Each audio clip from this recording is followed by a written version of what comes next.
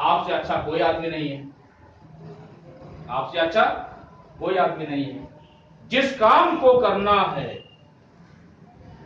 जिस मकसद को आपने अपनी जिंदगी में तय किया है और जिस मकसद को आप जिंदगी में जीना चाहते हैं, उस मकसद के लिए सुन्नत आपसे कह रही है कि उस मकसद को पूरा करने के लिए अपने अंदर कॉन्फिडेंस बिल्ड कीजिए। क्यों? क्योंकि प्रॉफेट मोहम्मद सल्लल्लाहु अलैहि वसल्लम ने जब अपने मकसद का ऐलान किया तो उससे पहले वो अपनी पर्सनालिटी को रिकॉग्नाइज करवा चुके थे, मनवा चुके थे, और सब लोग ये जानते थे, वहां के इलाके के तमाम लोग ये जानते थे कि he was the best personality, he is the most competent personality, he is the most competent personality. And in today's life also, if we want to do something and if we have set any objective, whatever, if we have set any objective in our life, any good and halal and positive objective, we need to build confidence. Regarding this, I want to express one more thing. Confidence building में मैं एक चीज और mention करना चाहता हूं। Your competence, आपकी सलाहियत, should not be only competitive. I said, your competence should not be only competitive. आपकी सलाहियत सिर्फ कॉम्पिटिटिव नहीं होनी चाहिए। सुन्नत ये कहती है कि उनके जैसा कोई और नहीं था। This means there was no question of competence, beyond competitive quality, beyond competitive level, competitive level के बराबर या competitive level से ज्यादा, competitive level से ज्यादा। करंट मॉडर्न कंटेक्स्ट में जब हम लोग देखते हैं कि तुम्हारी सलाहियत कैसी होनी चाहिए, स्टैंडर्ड होना चाहिए, तब जॉब में सिलेक्शन होगा, और सही है। Standard is not enough, standard is not enough. If you are doing only more than others, even if you are better, even better is not enough.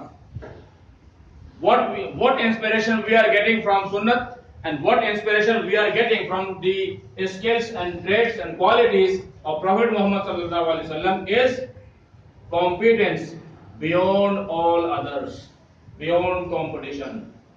सलाहियत उतनी जिसके जैसी सलाहियत किसी की पास ना हो, सबसे ज्यादा सलाहियत। और सलाहियत सिर्फ इतना, सिर्फ आपको यह ना लगे कि मेरे अंदर सबसे ज्यादा सलाहियत हो चुकी है, बल्कि that competence must be recognized and acknowledged by all others.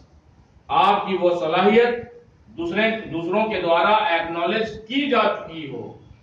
इतनी impressive quality you need to develop that should impress the world.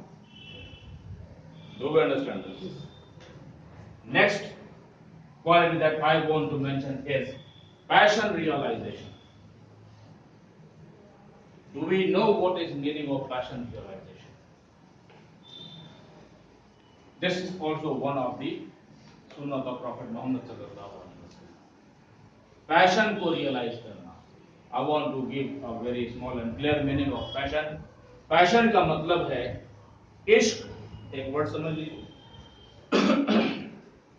दूसरे वर्ड में जुनून। जुनून एक सुटेबल वर्ड नहीं होगा for the quality and trait of prophet Muhammad सल्लल्लाहु अलैहि वसल्लम। इश्क, लगाव, मोहब्बत, कैसी? वैसी मोहब्बत और वैसा लगाव जो बहुत ज्यादा मजबूत हो, और वैसा लगाव जो छुड़ाने से भी ना छूट सके, जो तोड़ने से भी ना टूट सके, वैसा लगा। एज फॉर एग्जाम्पल, आपने कहावत सुना होगा, हिंदुस्तान में उर्दू और हिंदी बोलने वाले इसको मेंशन करते हैं कि अगर हाथ से छूट जाए तो दांत से पकड़ लो। अगर हाथ से छूटे तो दांत से पकड़ लो। जिस जिंदगी में आपने जिस मकसद को अपने लिए तय किया है, उस मकसद को आप जोरदार तरीके से पकड़ें और उस मकसद को जिए। अगर वो मकसद छूट रहा है तो पूरी ताकत से पकड़ें, और हाथ से भी अगर छूट रहा है तो दांत से पकड़ें। This means to put your ultimate belief in your objective. अपनी जिंदगी के मकसद में पूरा यकीन करना, और उसको कभी किसी हालत में नहीं छोड़ना। अपनी जिंदगी के मकसद को, अपनी जिंदगी अपने बचे रहने का मकसद बनाना, अपनी जिंदगी और अपनी मौत का उसको मकसद बनाना। जिस मकसद से आए हैं उस मकसद को पूरा करके जाएंगे। प्रॉफेट मोहम्मद सल्लल्लाहु अलैहि वसल्लम से ईश्वर अल्लाह फरमाता है, बिस्मिल्लाहिर्रहमानिर्रहीम, कुल इन्ना सलाती व नुसुकी व महयाया व ममाती लिल्लाहि रब्बिल आलमीन। फरमा दीजिए आए महबूब, ईश्वर प्रॉफेट मोहम्मद सल्लल्लाहु अलैहि वसल्लम को कहता है, हिंदी में कहेंगे आई प्रे, यानी प्रॉफेट मोहम्मद सल्लल्लाहु अलैहि वसल्लम से बात हो रही है, ईश्वर कह रहा है, अल्लाह फरमा रहा है, आए महबूब फरमा दीजिए मेरी इबादत, मेरी मेहनत मशक्कत, मेरी जिंदगी और मेरी मौत, ये सब सिर्फ अल्लाह के लिए है जो तमाम जहानों का मालिक है।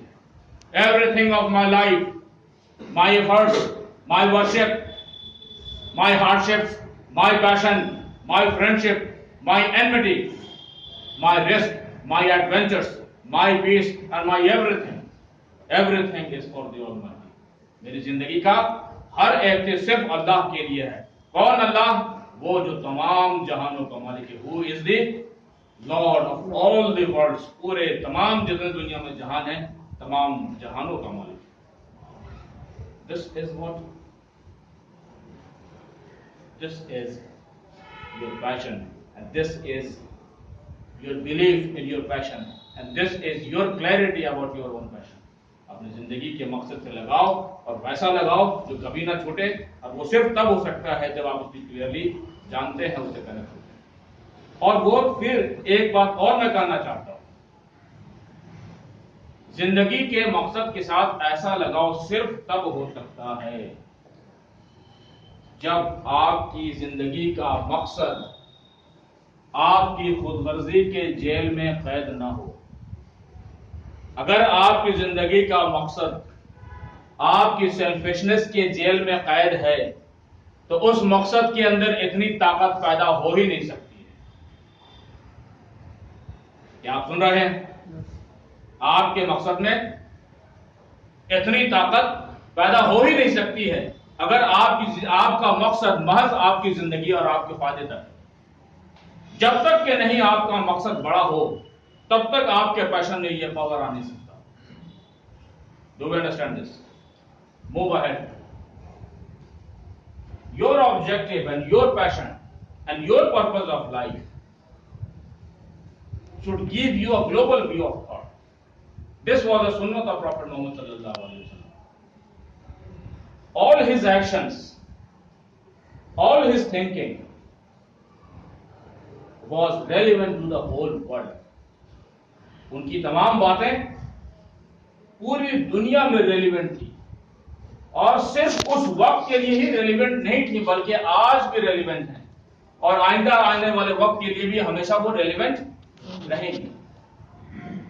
If your aim and objective of your life is global, if you have a global view of thought, अगर आपके अंदर एबिलिटी है कि आप देख सके अपने आप से ऊपर उठ करके, अपने आप से बाहर, social level, national level, global level, तो आपकी एम, आपका एम एक बड़ा एम है। प्रोफेट मोहम्मद सल्लल्लाहु अलैहि वसल्लम की ये सुन्नत है कि उनकी सोच अपने लिए नहीं, थोड़े से लोगों के लिए नहीं, महज अपने घर के लिए नहीं, अपने फायदे के लिए नहीं, बल्कि उनकी तमाम सोच, उनके तमाम एक्शंस किसके लिए थे? सबके लिए, in the benefit of all. This was the sunnah of prophet Mohammad सल्लल्लाहु अलैहि वसल्लम। We should also select objectives of life that are globally relevant, that are nationally relevant, that are more relevant to all, rather than circumscribing our objectives to the benefit of our business only. हम इस बजाय इस बात के कि हमारी जिंदगी का मकसद सिर्फ हमको फायदा पहुंचाए, हमको मॉनेटरी बेनिफिट दे, ऐसा नहीं। इसके अपोजिट कैसा? हमारा मकसद वैसा हो जो सिर्फ हमारे लिए फायदेमंद नहीं हो बल्कि पूरी दुनिया, पूरी इंसानियत, पूरे देश, पूरे समाज, पूरी कौम के लिए फायदेमंद। And we need to choose that type of life, we need to choose that type of profession also. हमें अपना प्रोफेशन भी वैसा चुनना चाहिए जो प्रोफेशन हमको वैसा जीवन दे पाए जो जीवन सिर्फ मेरे लिए नहीं बल्कि सबके लिए relevant. Now move ahead. Seventh trait of personality and seventh sunnat and Islamic principle, sunnat rather, that I want to mention today is transcendent performance. Transcendent performance. Transcendent means हद को गुजरने वाला, means बाउंड्री से ज्यादा। This means वैसा performance जिसने अभी तक सेट किए हुए तमाम स्टैंडर्ड्स को तोड़ दिया, वैसा परफॉर्मेंस जैसा परफॉर्मेंस आज तक किसी ने नहीं किया था, वैसा परफॉर्मेंस जैसा आज तक किसी ने नहीं किया था। I want to give one example. We have heard name of Khalid bin Walid radhiyallahu ta'ala. I want to give one example, and that example will help you understand calculation. Global standard performance, national standard performance और standard performance को बेहतर तरीके से compare करने में आपकी मदद करेगा। I want to give an example of one of the battles. हज़रत खालिद बिन वलीद की एक जंग का वाकया अंडर दी, उस वक्त उमर द ग्रेट रज़ियल्लाहु ताला अन्हु खलीफा हो चुके आफ्टर प्रॉफिट मोहम्मद सल्लल्लाहु अलैहि वसल्लम। ये 636 ईस्वी की बात है। 15 अगस्त 636 ईस्वी से 21 अगस्त 636 ईस्वी, यानी कि 7 दिन की बात है। There was a battle which is known as the Battle of Yarmouk. Battle of Yarmouk के नाम से उस जंग को जाना जाता है। इसलिए जाना जाता है क्योंकि ये बैटल, ये लड़ाई यरमूक नदी के किनारे हुई। इस वजह से उस जगह के नाम पे इस बैटल का नाम Yarmouk, the battle of Yarmouk कहा जाता है। उस बैटल में Khalid bin Walid was the military general, Islamic force के वो, यानी कि प्रॉफेट मोहम्मद सल्लल्लाहु अलैहि वसल्लम के जो अनुयायी और फॉलोअर्स थे, उनकी फौज के लीडर खालिद बिन वलीद थे। और उनकी फौज थी लगभग 24,000 से 35,000 या 36,000। और उनका कंपैरिजन, यानी कि उनकी लड़ाई थी बाइजेंटाइन एम्पायर और रोमन एम्पायर, ये दोनों उस वक्त के वर्ल्ड पावर थे। दोनों वर्ल्ड पावर के साथ एक साथ जंग होनी थी। उनकी तादाद थी लगभग 2 लाख से 4 लाख। डिफरेंट हिस्ट्री में जो डिफरेंट रेफरेंसेस है, उस रेफरेंसेस में यही दोनों के बीच का आंकड़ा आता है। 2 लाख से लगभग 2 लाख से 4 लाख के बीच में बाइजेंटाइन एम्पायर, रोमन एम्पायर दोनों एक साथ मिल गए थे। इस तरफ खालिद बिन वलीद और उनकी फोर्स, और उस तरफ बाइजेंटाइन एम्पायर और रोमन एम्पायर की फोर्स। एक तरफ लगभग 2 लाख से 4 लाख और दूसरी तरफ 24,000 से 36,000 तक फौज। अब इन दोनों का कंपैरिजन आप कीजिए। वो उस वक्त वर्ल्ड पावर थे, यानी उनका परफॉर्मेंस कैसा था? ग्लोबल परफॉर्मेंस था या लोकल परफॉर्मेंस था? ग्लोबल। दे वर वर्ल्ड पावर, उनका परफॉर्मेंस ग्लोबल परफॉर्मेंस। बात सही है? वेल इक्विप्ड, रेडी, ट्रेंड, मोर इन नंबर। बात सही है? इस तरफ खालिद बिन वलीद है और इनके पास फौज कितनी है? 24,000। हम सीधा सीधा ये मान लेते हैं कि उधर 10 गुना ज्यादा और इधर कितना थे। मान लिया कि इधर सीधा 24,000 थे, तो उधर 2,40,000। सीधा सीधा मान लेते, कैलकुलेशन में आसानी। नाउ अब इन दोनों में जंग होगी, कौन जीतेगा? आंकड़ा क्या करता है? जो ज्यादा है वो जीतेगा। जो 2,40,000 है उनका परफॉर्मेंस कैसा है? Global standard performance. सही है? अगर आप भी global standard of performance perform करते हैं तो क्या होगा? If you also are performing global standard, what will be the result?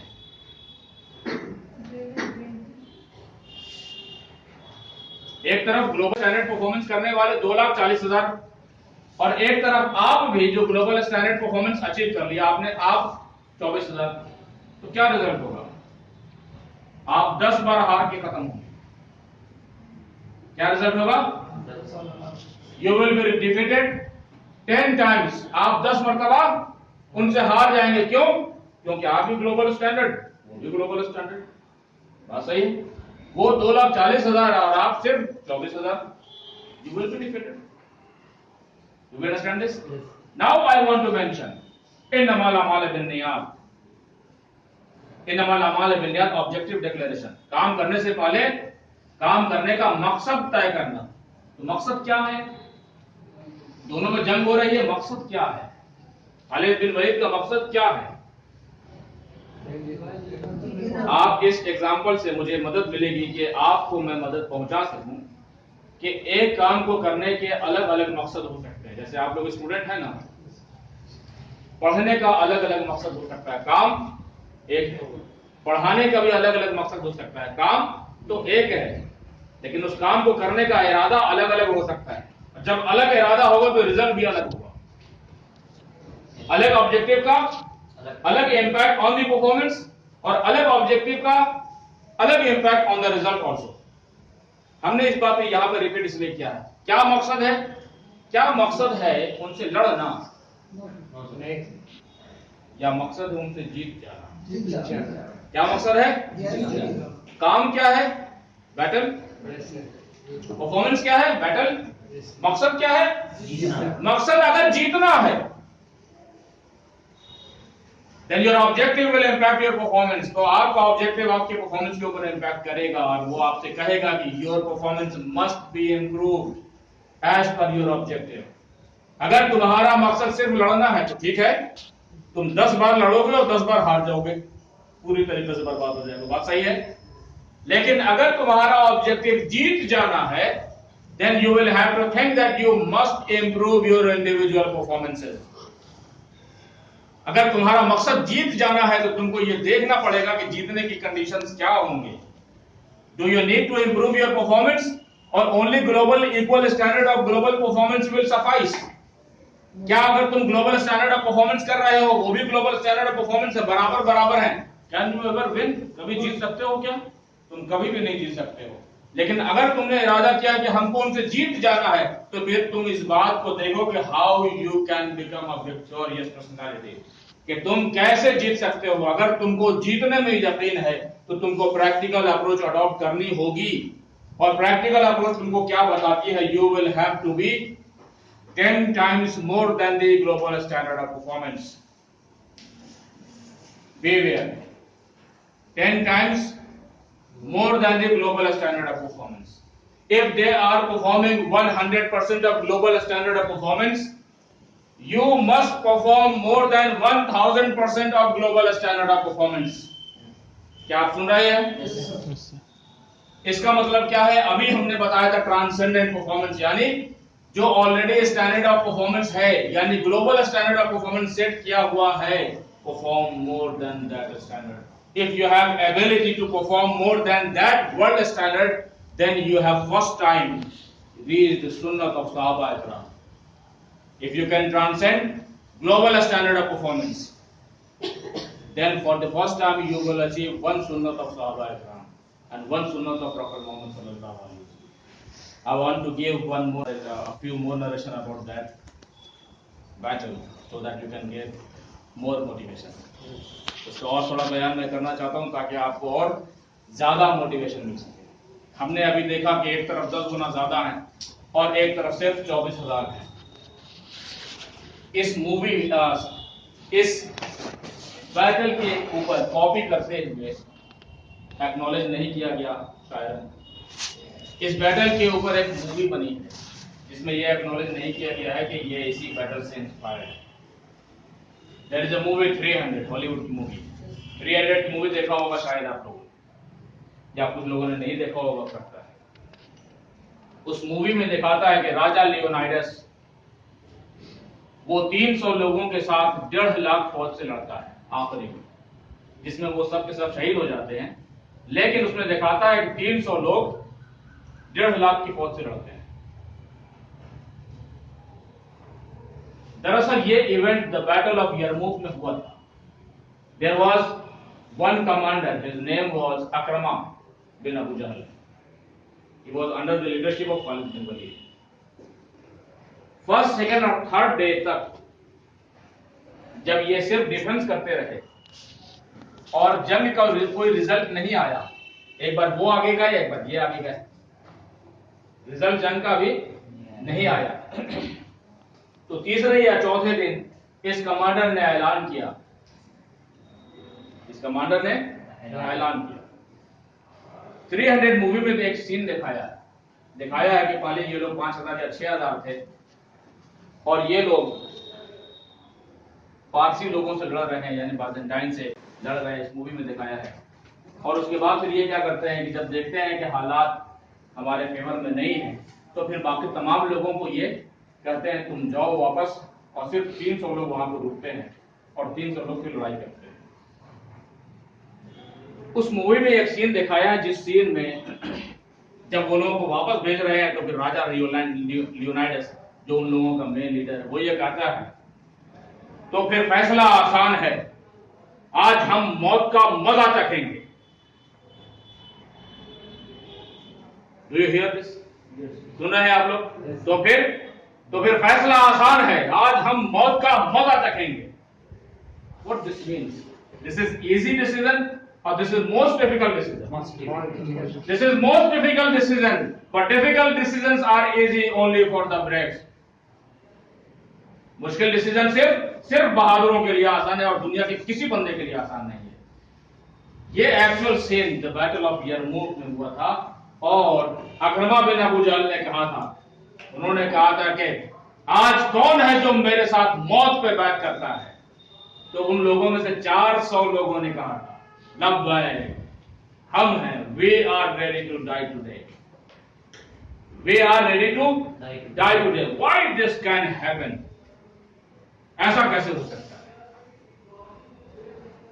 ऐसा कैसे हो सकता है? हिंदुस्तान के अंदर 1857 में जब आजादी की लड़ाई चल रही थी, यही चल रहा आपकी गैर शहर के आसपास में, लोग तैयारी कर रहे थे अंग्रेजों की फौज में बगावत करने के लिए, लेकिन गद्दार तो हमेशा रहे हैं, आज भी गद्दार हैं, बहुत सारे गद्दार रहे हैं। जब वो लोग तैयारी कर रहे थे बगावत करने की, और जब बगावत करना था उससे पहले ही मुखबिरों ने जाकर के अंग्रेजों को खबर कर दिया कि ये लोग बगावत करने वाले। उससे पहले अंग्रेजों की फौज आ गई। जब फौज आ गई तो अचानक इन लोगों ने देखा कि तो हमारी बगावत तो खत्म हो जाएगी। अब सामने में ये है, इनकी तैयारी और इनके हमला करने से पहले ही अचानक अंग्रेजों की फौज आ गई हथियार बंद। अब इनके सामने ऑप्शन क्या है? इनके सामने ऑप्शन ये है कि हथियार डाल दें और अंग्रेजों से हाथ मिला लें, अंग्रेजों से हाथ मिला लें और आजादी की लड़ाई में जितने लोग शामिल थे सबकी मुखबिरी करते हैं, सबको फंसा दें। ये ऑप्शंस हैं, ऑप्शंस है ना। और ऑप्शन से फिर आखिरी ऑप्शन ये भी है कि अपनी कंट्री की मोहब्बत के लिए जो इरादा किया था कि हिंदुस्तान को आजाद